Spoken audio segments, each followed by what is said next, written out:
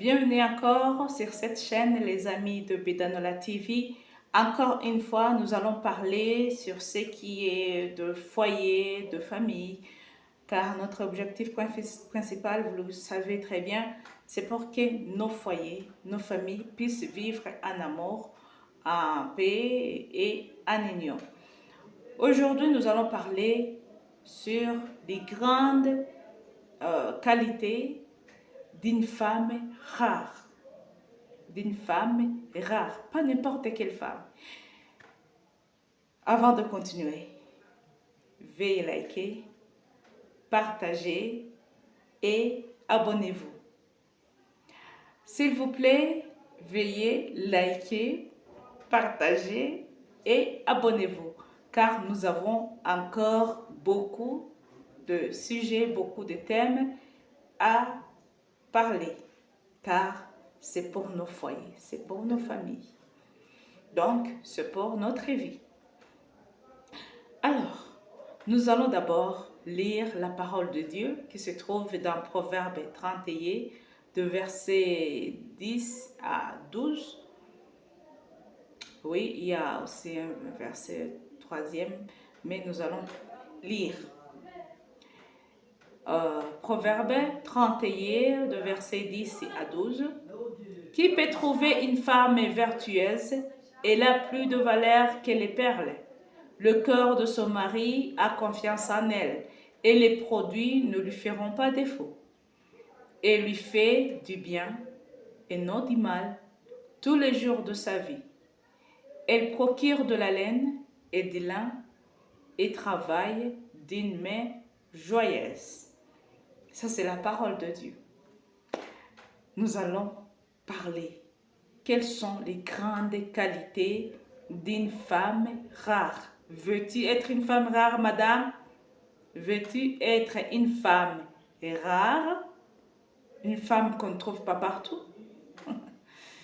Premièrement, c'est une femme qui sait se débrouiller. Qui sait se débrouiller seule. Donc, elle est travailleuse. Elle n'oblige pas son mari à des choses qui dépassent leurs moyens. Vous verrez, il y a des femmes qui ne veulent pas travailler. Oui, c'est vrai, il y a des femmes qui ne veulent pas travailler. Elles veulent seulement que leur mari amène la ration, amène la nourriture, amène tout ce qui est de besoin. Non. Une femme rare doit travailler. Si elle a des champs, il faut qu'elle surveille les champs, peut cultiver pour procurer la nourriture à sa maison. Oui, c'est une femme travailleuse, une femme battante. J'aime ce terme, une femme battante. Et elle n'oblige pas son mari. Monsieur, je vis une belle robe, je vis des beaux chaussures, non.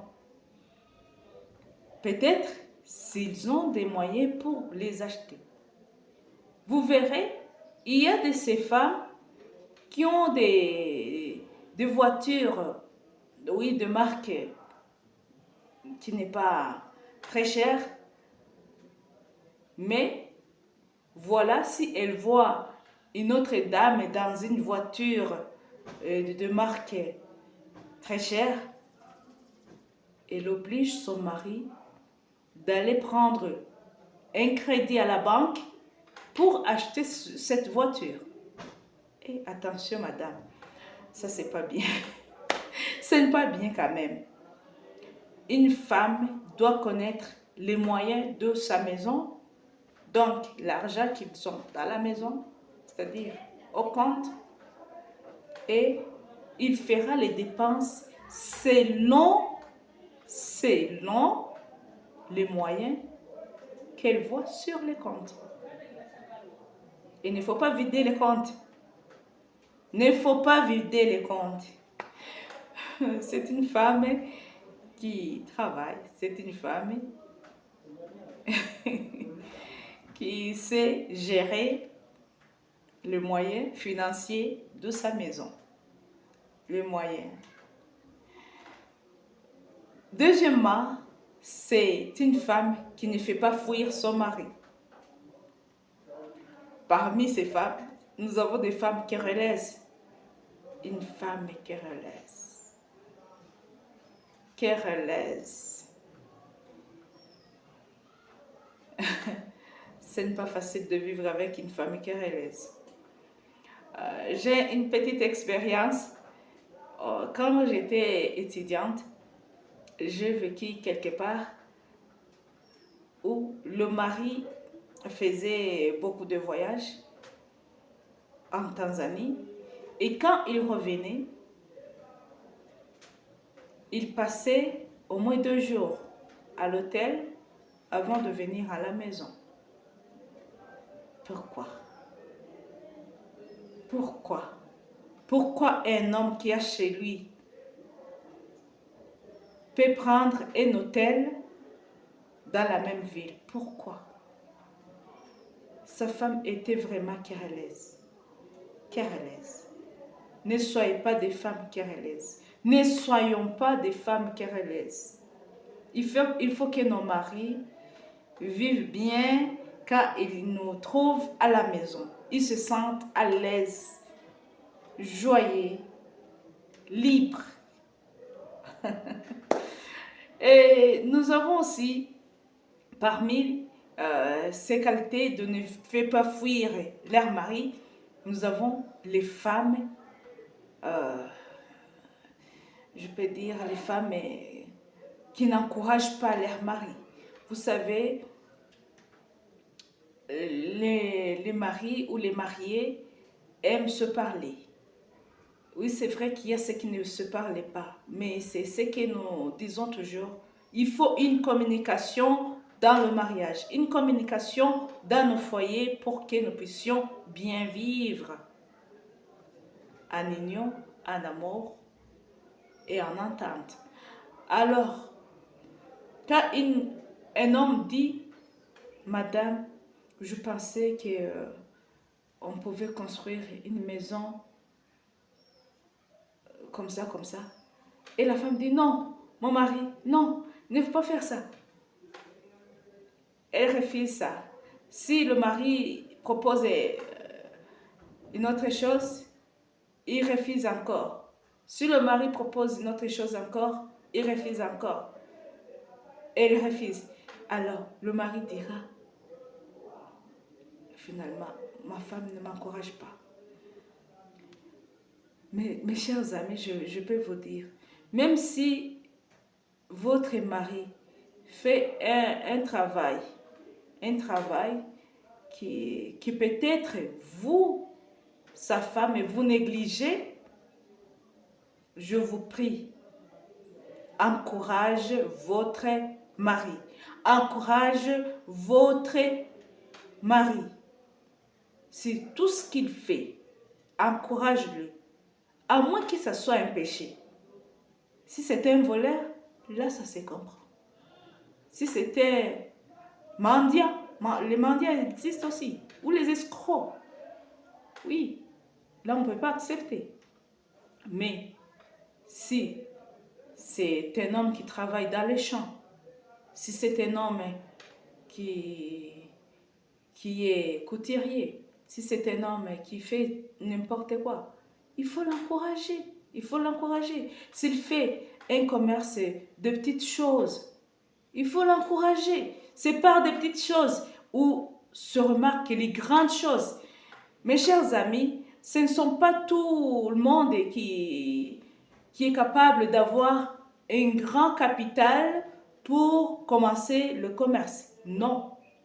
On peut commencer par les petits, mais petit à petit, avec le courage que tu donnes à ton mari, avec la bonne gestion de ce que vous trouvez, vous pouvez arriver à des grandes choses. Courage. Encourage ton mari. mais madame, pour que ton mari puisse aller vers l'avant, afin que votre foyer progresse. À part ça, il faut aussi que madame, tu sois chaleureuse vis-à-vis de ton mari. Je ne dis pas n'importe où ou vis-à-vis de n'importe qui. Non. Vis-à-vis de ton mari, sois chaleureuse. Une femme accueillante, contente. Messieurs, vous causez, vous vous sentez libre, vous l'accueillez. Donc, vous savez, quand vous faites toute la journée dans le travail et que vous revenez fatigué, épuisé, et que l'autre vous dit courage, courage, vous êtes un bon mari, courage. Ça donne la force. Ça donne aussi la force de demain. Mes chers amis, vraiment, je ne sais pas comment vous dire. Moi, j'aime des thèmes comme ça. J'aime des thèmes comme ça parce que le foyer engendre l'église. Oui, le foyer engendre la communauté. Si je me demandais, dans un pays, il y aurait la majorité des bons foyers, il y aurait une bonne discipline dans ce pays, il y aurait aussi des bons chrétiens, je peux dire, les gens qui n'aiment pas le péché, les gens qui s'éloignent du péché. Vous imaginez, ce serait un beau pays, ce serait une bonne église, ce serait une bonne communauté.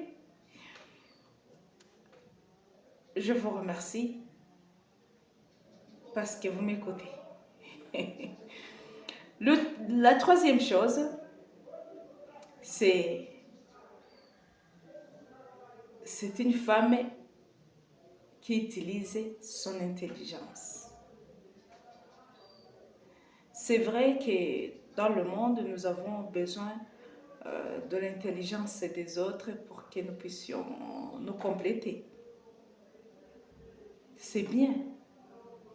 Il faut compléter là où il n'y a pas de vide quand même. Là où il n'y a pas de vide. C'est une femme qui sait ce qu'elle doit faire, qu'elle ne doit pas être dictée. Le mari, si le mari part sans rien dire, la femme est là jusqu'à la nuit. Elle ne sait pas quoi faire, quoi ne pas faire. C'est pas bien. Il faut savoir que la femme a et doit avoir une intelligence. Doit se dire ce qu'elle doit faire toute la journée. C'est ce qu'elle doit faire chaque semaine.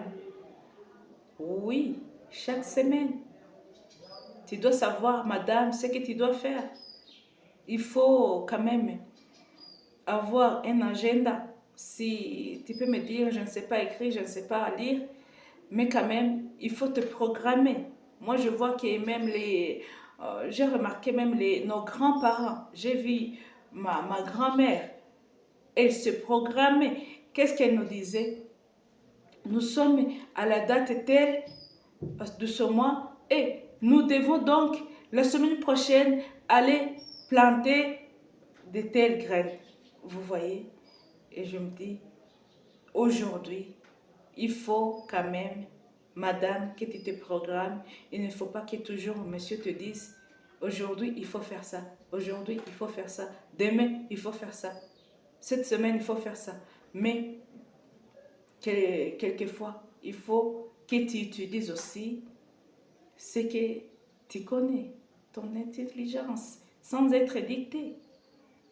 Les habits sont sales, il faut les laver. La maison est sale, il faut torchonner, c'est tout. Alors, je vous remercie. Donc, une femme vertueuse, une femme rare, une femme qui a des qualités d'une femme rare, c'est qui? C'est une femme qui se sait débrouiller seule, qui ne fait pas fuir son mari, qui utilise son intelligence, qui sait ce qu'elle doit faire. Je vous remercie, que le bon Dieu vous bénisse, vous garde. Je vous aime. Nous allons prier. Nous allons prier, mesdames, nous allons prier. Seigneur Jésus, nous te remercions, toi qui nous donnes encore ce temps, papa, de parler, de discuter, de parler sur cet thème, Seigneur, qui n'est pas, Seigneur, un thème, c'est un thème très important pour nous, les femmes qui sommes, Seigneur, dans nos foyers, qui sommes dans les familles. Papa, nous voulons que tu puisses nous précéder, en fait que nous soyons des femmes rares qui savent se débrouiller, qui ne fêtent pas, Seigneur, fuir leur mari. Seigneur, les femmes qui savent, Seigneur, ce qu'elles doivent faire au nom puissant de Jésus. Papa, donne-nous cette capacité, donne-nous cette intelligence au nom puissant de Jésus. Que nous soyons des femmes respectueuses, des femmes chaleureuses, les femmes, Seigneur, que les hommes diront, ma femme est rare. Papa, je veux être une femme rare. Si ma collègue aussi, oh, qui regarde cette vidéo, Seigneur, veut être une femme rare, rends elle, Seigneur. Papa, change tout le monde et toutes les femmes, Seigneur, qui veulent être une femme rare, à être rare, Seigneur, dans tous ces actes, dans toutes ces activités, au nom puissant de Jésus. Manifeste-toi au nom de Jésus. Manifeste-toi au nom de Jésus. Papa, que ta main forte, que ta main puissante nous touche, nous change, nous change. Peut-être que nous avons des mauvais comportements vis-à-vis de nos maris. Papa, change-nous, papa. Nous voulons être des bonnes femmes, des femmes respectueuses, des femmes, Seigneur, rares. Au nom puissant de Jésus, nous te remercions, car c'est toi qui changes le mal en bien. Au nom de Jésus-Christ, nous prions ainsi. Amen. Je vous remercie, chers amis qui suivez ce thème. Que Dieu vous bénisse. C'est à très bientôt.